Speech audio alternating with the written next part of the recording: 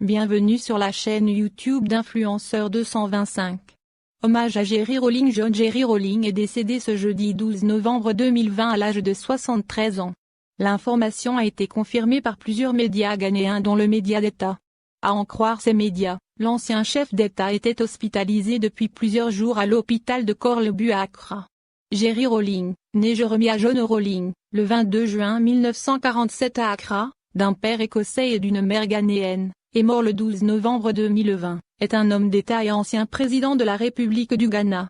Considéré comme le meilleur chef d'État de l'histoire de son pays, Rawlings est le seul enfant né de sa mère, elle-même issue de groupes ethniques, les Nzema et les Ewe, d'importance numérique faible. Cette absence d'une lignée importante s'est avérée un avantage politique pour Rawlings, car elle l'a libéré des pressions familiales et tribales. Il entre en 1968 à l'Académie militaire ghanéenne, à Téchi. Devenu lieutenant d'aviation de l'armée de l'air ghanéenne, Jerry Rawlings anime une première tentative de coup d'État, le 15 mai 1979. Sa tentative échoue. Il est arrêté. 3 semaines plus tard, libéré par d'autres officiers, il organise un nouveau coup d'État, le 4 juin 1979, qui renverse le régime du Fred Akufo et le porte au pouvoir. 4. Le 24 septembre 1979, il cède le pouvoir à un gouvernement civil, mené par le président Liman. Mécontent du pouvoir civil, qu'il estime corrompu, il reprend le contrôle du pays le 31 décembre 1981 par un nouveau coup d'État qui renverse le régime de Liman. Il devient alors le président du Conseil provisoire de la Défense nationale. En 1992, Rawlings démissionne de l'armée, instaure le multipartisme, et fonde le Congrès démocratique national. Il engage le pays dans un processus de démocratisation. Il ne se réclame ni du marxisme ni du capitalisme, mais, confronté à une crise économique, il applique à partir de 1983 une politique économique libérale, répondant aux souhaits du Fonds monétaire international et de la Banque mondiale.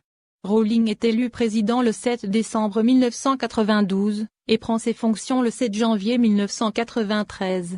La 4e République du Ghana est proclamée. Le 7 décembre 1996, il est réélu à la présidence de la République du Ghana.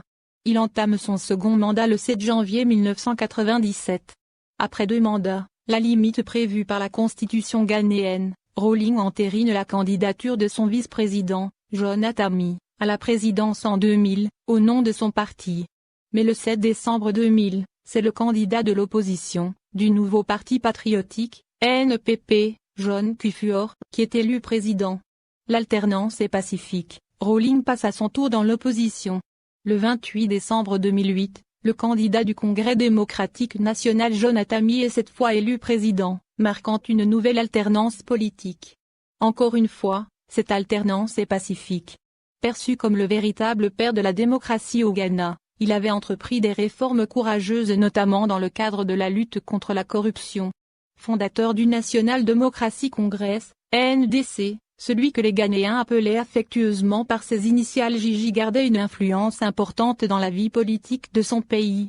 John Jerry Rawlings s'est éteint à l'âge de 73 ans, après avoir contracté le coronavirus. Son nom est à jamais gravé dans la mémoire collective de l'Afrique libre et digne.